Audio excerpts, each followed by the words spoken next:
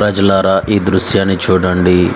ఒక వ్యక్తి ఇంటి నిర్మాణం కోసం ఇసుకను త్రవ్వి తీసుకెళ్లే క్రమంలో తనకున్న ఎడ్ల బండి ఆ యొక్క మూగజీవిని ఏ విధంగా హింసిస్తున్నారో చూడండి. తనకి ఇసుక కావాలి. వర్షాల కారణం చేత ఇసుక తడిగా ఉంది. మోయలేని పరిస్థితి, లాగలేని పరిస్థితి ఆ మూగజీవిది. అయినా వారు గట్టిగా బలవంతం చేస్తున్నారు. ఒక ప్రక్క ఆ యొక్క మూగజీవి కాళ్ళు బురదలో కూరుకుపోయాయి. వారు ఏమాత్రం మానవత్వం లేని మనుషుల్లా ప్రవర్తించారు. ఆ యొక్క మూగజీవి బరువును లాగలేని పరిస్థితి, ముందుకు కదలలేని పరిస్థితి, తల్లడిల్లిపోతుంది. కనికరం లేని మూర్ఖులు వీరు. ఆ యొక్క జీవిని అష్ట కష్టాలు పెడుతున్నారు వీరు.